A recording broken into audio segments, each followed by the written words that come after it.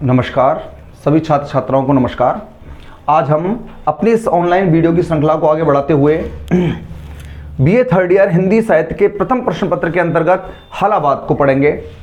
हमने पिछली क्लास में राष्ट्रीय सांस्कृतिक कविता के बारे में अध्ययन किया था। अब हम उसी छायावाद में पाई जाने वाली एक काव्यधारा है जिसे कहते हैं हालाबाद, या हम इसे कह सकते हैं प्रेम व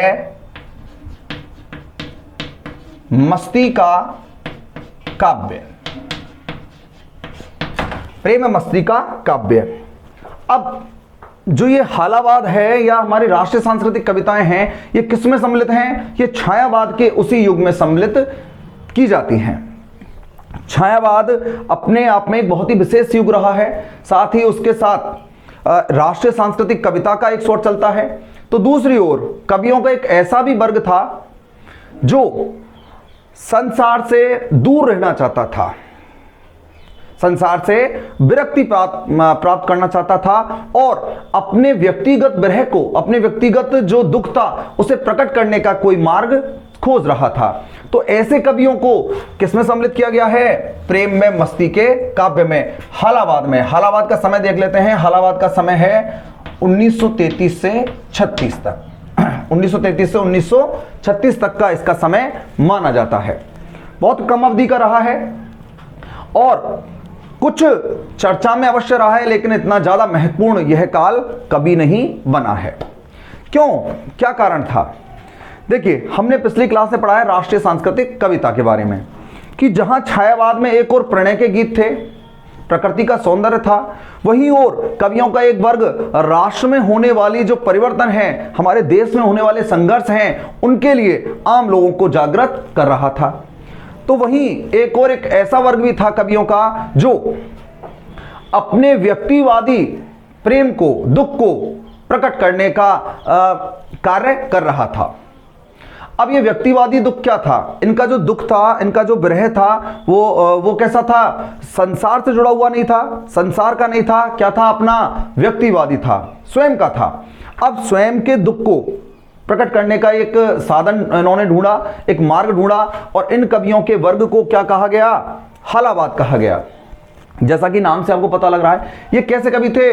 प्रेम और मस्ती में जीने वाले कवि थे कि भाई हमें संसार से कोई लेना देना नहीं है, क्या संसार ने हमें दिया क्या है।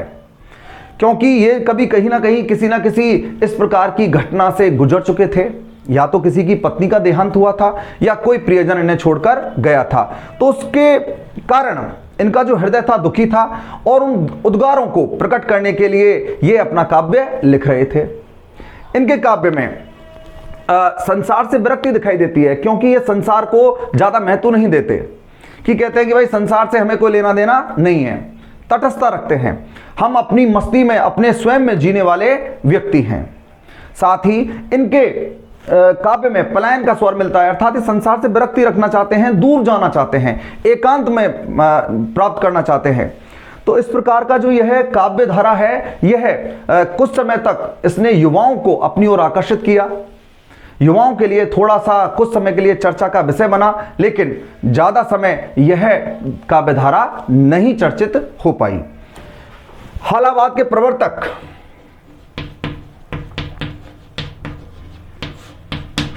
कौन है? बहुत ही प्रसिद्ध कवि हैं हरिवंश राय बच्चन को हालाबाद का प्रवर्तक माना जाता है। इनकी 3 पुस्तकें थी, मधुशाला, मधुबाला,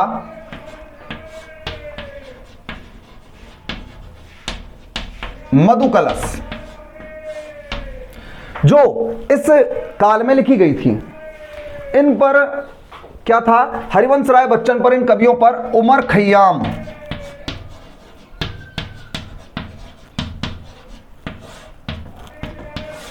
उमर खय्याम एक बहुत ही प्रसिद्ध शायर रहे हैं। उनका प्रभाव स्पष्ट इन पर देखा जा सकता है।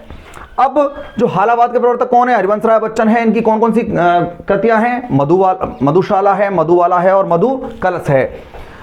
अब ये जो कृतियां हैं केवल हालाबाद हम कहें तो इन तीनों ही रचनाओं तक ही केवल सीमित हो गया था। अन्य कवि जो इसके साथ जुड़े वो केवल अपनी व्यक्तिवादी दुख के कारण, अपने व्यक्तिवादी विरह के कारण इसके साथ जुड़ पाए। किसका प्रभाव दिखाई देता है हरिवंश राय बच्चन की कविताओं पर? उमर खय्याम का। क्योंकि जो शायर थे ये अपने गम को, अपने दुख को दूर करने के लिए किसका प्रयोग करते थे? बहुत ही विरहात्मक शायरी का प्रयोग करते थे। उस शायरी से, उस उनके विरह से, उनके प्रतीकों से प्रभावित होकर बच्चन जी ने इनके साहित्य को ग्रहण किया और उस साहित्य पर आधारित क्या अपनी रचनाएं लिखी? मधुशाला लिखी, मधुबाला लिखी और मधु कलश लिखी। ये कहते हैं कि भाई हमें संसार से कोई मतलब नहीं है, हम अपने आप में, अपनी मस्ती में जीने वाले लोग हैं। लेकिन यह प्रवृत्ति इस युग के लिए कहीं भी उचित दिखाई नहीं देती है, क्योंकि जहां एक और स्वाधीनता का संग्राम चल रहा था, वहीं दूसरी ओर एक और व्यक्ति जो है अपने दुख से बहुत दुखी था और सौंदर्य की खोज में था।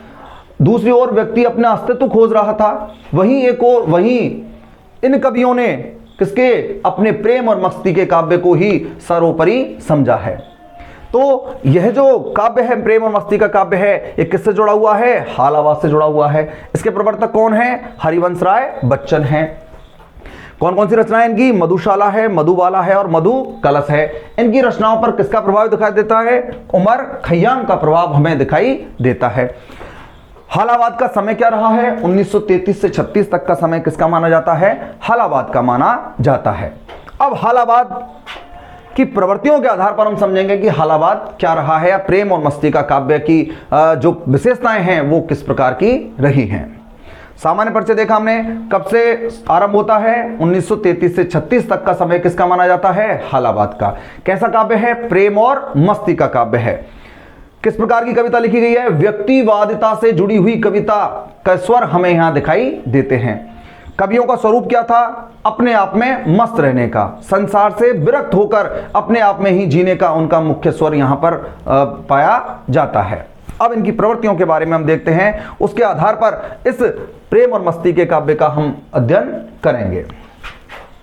इसको लिख लीजिए, इसको आप नोट कर सकते हो। हालावाद के प्रवर्तक कौन है? हरिवंश राय बच्चन हैं। मधुशाला, मधुबाला, मधु कलश इनकी प्रमुख रचनाएं हैं। किसका प्रभाव दिखाई देता है इनकी रचनाओं पर? उमर खय्याम का प्रभाव स्पष्ट दिखाई देता है। देखिए इनकी प्रवृत्तियों के बारे में हम देखें तो इनकी कविता का मुख्य स्वर क्या है?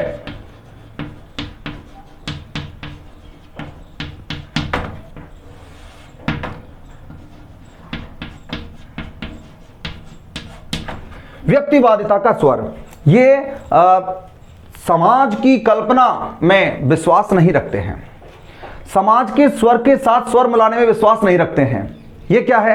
इन कवियों का स्वर क्या रहा है? स्वयं व्यक्तिवादी रहा है, अर्थात ये सबके साथ जुड़ने में संकोच करते हैं। इसलिए इनकी कविता कैसी मानी जाती है? व्यक्तिवादी मानी जाती है, अर्थात इन्हें बाहरी संसार से, बाहरी दुनिया से कोई लेना देना नहीं था। इनकी कविता में कैसा स्वर है? व्यक्तिवादी, मतलब अपने स्वयं के दुख का स्वर है कि ये अपने दुख से इतने दुखी थे और अपने प्रेम में ये इतने दुखी हो गए किसी के बिछड़ने से, किसी के चले जाने से, कि इन्होंने ऐसा लगा जैसे इन्होंने संसार से बिल्कुल नाता तोड़ लिया है। और वह जो स्वयं के दुख का जो स्वर है वो इनकी कविताओं में स्पष्ट दिखाई देता है। तो पहली प्रवृत्ति कौन सी हुई इनकी? कैसा स्वर मिलता है इनकी कविता में? व्यक्तिवादिता का स्वर, मतलब अपने स्वयं के दुखों को ही प्रकट करना, संसार के दुख से इनके कोई मतलब नहीं है। जो ये देख रहे हैं, आसपास का परिदृश्य देखते हैं, परिवेश देखते हैं कि संसार में क्या हो रहा है, क्या नहीं हो रहा है, वहां से तटस्थ बनाते हैं, मतलब कोई लेना देना नहीं, हम जैसे हैं वैसे सही। लेकिन यह जो स्वर है यह बहुत ही उच्च या प्रधान या महत्वपूर्ण नहीं माना जा सकता, क्योंकि हर व्यक्ति इस प्रकार से यदि कभी काव्य रचना करने लगे तो वो समाज को स्थान ही देना छोड़ देंगे। समाज को यदि उन्होंने स्थान नहीं दिया तो फिर काव्य का कोई विशेष महत्व नहीं रह जाता है, क्योंकि काव्य का सीधा प्रभाव किस पर पड़ता है? समाज पर, आम व्यक्तियों पर पड़ता है। और कोई व्यक्ति समाज की परिस्थितियों, अपने जीवन की संघर्षों को छोड़कर अपने व्यक्तिगत प्रेम को अपनाना नहीं चाहेगा। लेकिन कवियों ने किसका स्वर अपनाया है? व्यक्तिवादिता का स्वर अपनाते हुए ये कवि दिखाई देते हैं। अगली प्रवृत्ति है इनकी संसार से विरक्ति।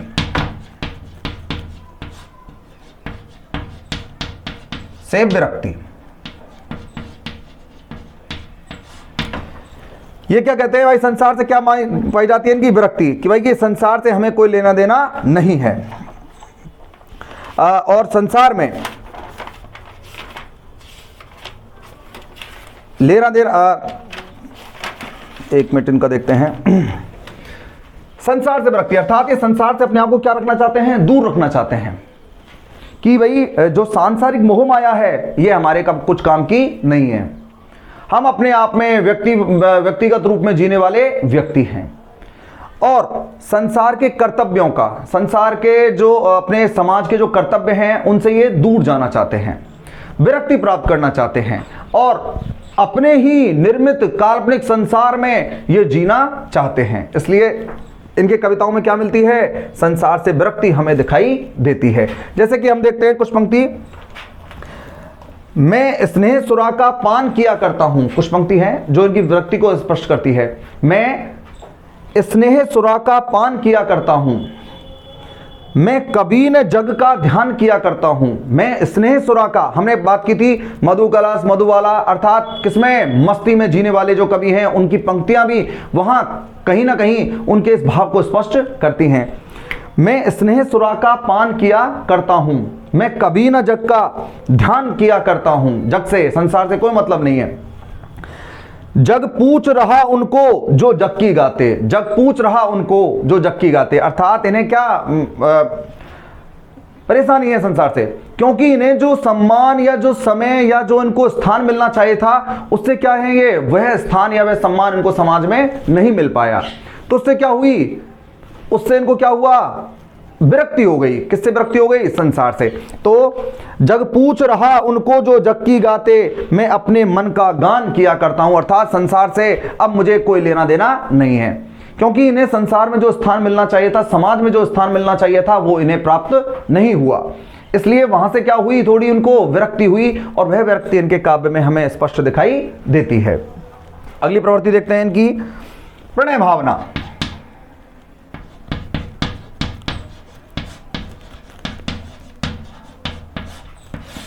इनके काव्य का प्रमुख स्वर क्या है?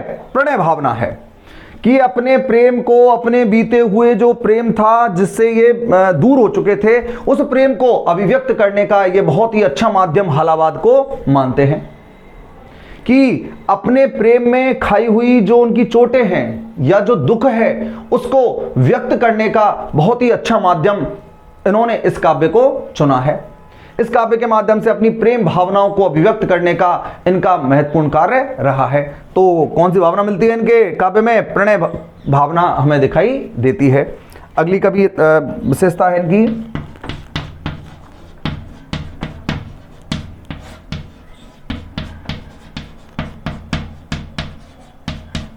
कल्पना का आश्रय। ये संसार से तो दूर जाते हैं, साथ ही इनके काव्य में पलायन का स्वर हमें दिखाई देता है, दूर जाने का स्वर दिखाई देता है।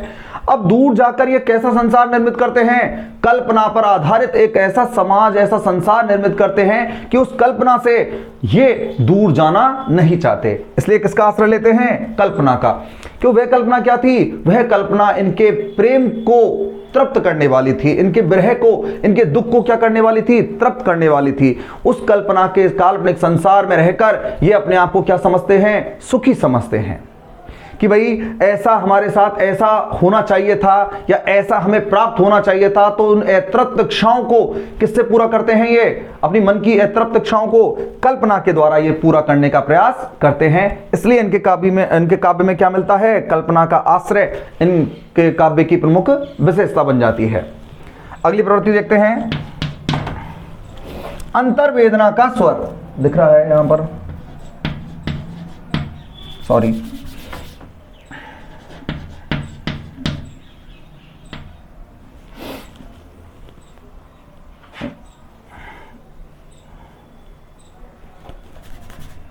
एक मिनट, इसको मिटाते हैं यहाँ से। अंत है वेदना का स्वर, अंतः वेदना का स्वर। इनके काव्य में क्या दिखाई देता है? अंतः, अपनी मन की वेदना का स्वर इनका काव्य में प्रमुख रूप से दिखाई देता है। इसलिए इनके उस वेदना के स्वर में इन्होंने समाज को सम्मिलित नहीं किया है, इसलिए इनका जो अंतः वेदना का स्वर है वो कैसा बन गया है? व्यक्तिवादिता का स्वर बन गया है। स्वयं ही है, दूसरों से कोई मतलब नहीं है। अंतः वेदना, मन की जो वेदना है उसको प्रकट करने के लिए, उसको बाहर निकालने का स्वर, भाव इनकी कविताओं में दिखाई देता है। लेकिन ये जो कवि हैं ये क्या कर रहे हैं? ये इस अंतर्वेदना को किससे जोड़ते हैं? व्यक्तिवादिता से जोड़ते हुए प्रतीत होते हैं। तो ये प्रमुख प्रवृत्तियां थी जो हमने पढ़ी हैं किसकी? प्रेम में मस्ती के काव्य की, जो किससे जुड़ा हुआ है? हालावाद से जुड़ा हुआ है। हालावाद का समय 1933 से 36 तक का जो समय है वो किसका माना जाता है? हालावाद का। हालावाद के प्रवर्तक कौन है? हरिवंश राय बच्चन है। किस प्रकार की कविता लिखी गई है यहाँ पर? हाला या प्रेम में या मस्ती के काव्य की प्रमुख विशेषताओं को बताइए। तो कैसा स्वर है इनका? व्यक्तिवादिता का स्वर है, संसार से विरक्ति है, प्रणय भावना है, कल्पना का आश्रय है, अंतर्वेदना का स्वर इनके काव्य में हमें दिखाई देता है। तो आज हमने प्रेम में मस्ती के काव्य या हालावाद की प्रमुख प्रवृत्तियों के बारे में अध्ययन किया है। अब हम आगे अगली क्लास में इससे जुड़े हुए प्रमुख कवियों के बारे में अध्ययन प्राप्त करेंगे। धन्यवाद।